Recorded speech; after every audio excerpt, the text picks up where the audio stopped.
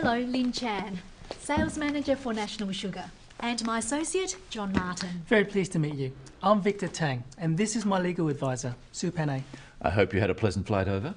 Yes, we did, thanks. Are you staying for a few days? Unfortunately, we need to get back to Manila tomorrow. Well, we'd better get down to business.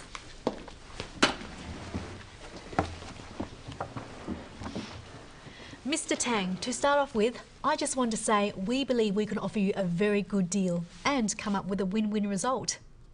Well, from our point of view, we see it as an exploratory tool. Testing the water, you might say. We don't intend to reach any agreements at this meeting. In any case, we would need to run it past our board first. You haven't heard our terms yet. You may find them hard to resist. Of course, we understand you need time to consider any offer. My first priority is to keep the negotiations open. What's your proposal, Miss Chan? We're prepared to offer a very attractive price for a minimum sale in exchange for a 2-year contract. John will clarify the terms.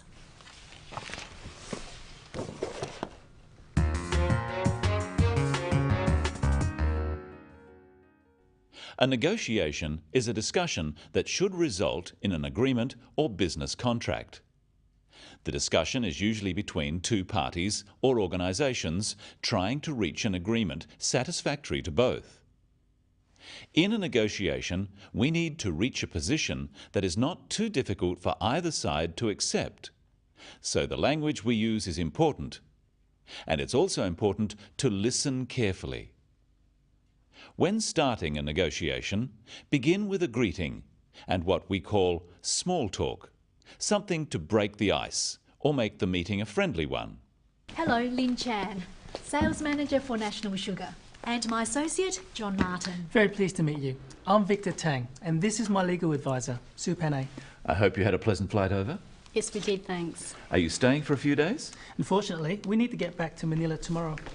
Lynn starts by introducing herself and her associate. It's important that everyone at the meeting knows their roles. So Victor also introduces Sue by telling them her job. Before they start the negotiations, John asks about their journey.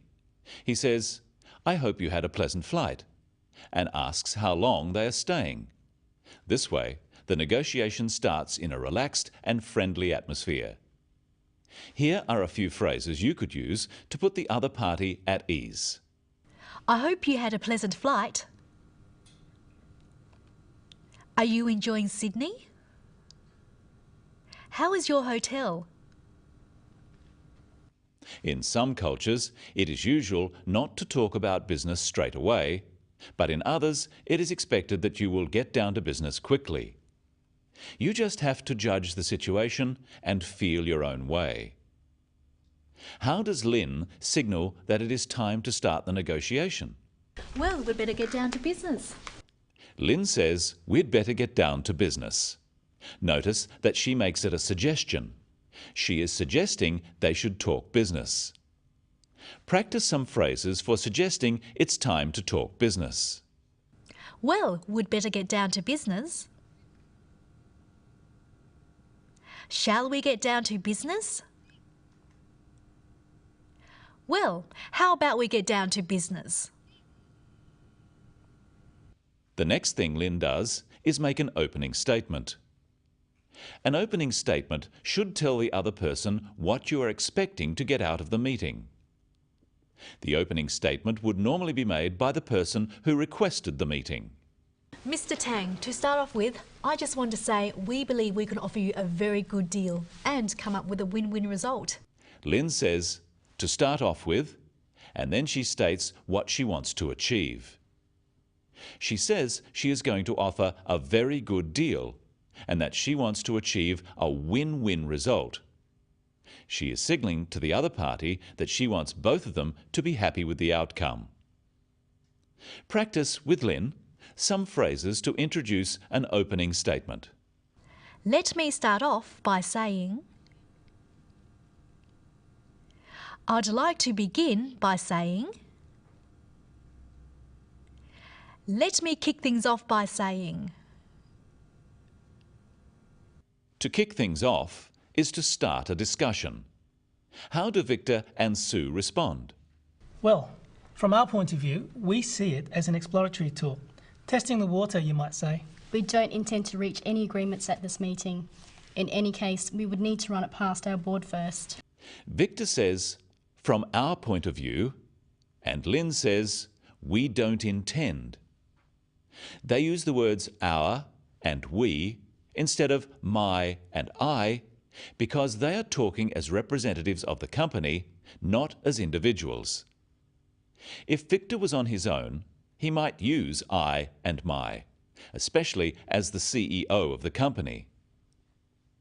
Here are some other phrases Victor could use to state their point of view. From our perspective, our position is that, as far as we're concerned, Victor says they see it as an exploratory talk. He means they are exploring options or finding out what Lynn has to offer. He is suggesting by this that they aren't going to make a decision at this meeting, and he is letting Lynn know this. He describes this in another way by saying they are testing the water. Notice too that Sue reinforces this. She says, we don't intend to reach any agreements at this meeting. She is stating clearly the outcome that they are expecting from the meeting. She says they would have to run past the board any proposals made. A proposal is a formal offer or suggestion made by one business to another. And to run something past the board means to get the board's approval or feedback. In a negotiation, each party needs to respond to what the other says for the negotiation to proceed. How does Lynn respond to Victor and Sue's statement? Of course, we understand you need time to consider any offer. My first priority is to keep the negotiations open. She says she understands they are not going to agree at this meeting. She says, my first priority is to keep the negotiations open. A priority is an important goal. A first priority is your most important goal.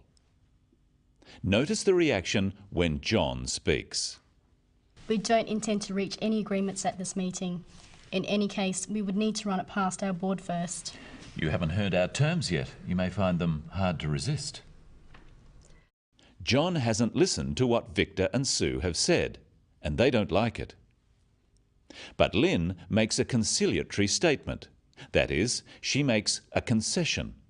She backs down from her first position. When negotiating, you usually need to make some concessions to reach an agreement. If nobody makes a concession, the negotiation can't proceed. Like this. I just want to say we believe we can offer you a very good deal and come up with a win-win result. Well, from our point of view, we see it as an exploratory talk. Testing the water, you might say. I'm sure we'll be able to resolve everything today. We need to run anything past our board first. Why bother the board? We can settle this deal right now. I'm afraid that won't be possible. If we don't listen carefully to what the other party is signalling, negotiations can break down very quickly. Now that each side has made their position clear, they can talk about the details of the proposal. What's your proposal, Miss Chan? We're prepared to offer a very attractive price for a minimum sale in exchange for a 2-year contract. John will clarify the terms. Let's review the main points from today. In negotiations, begin with introductions and then some informal talk. Then each side makes an opening statement.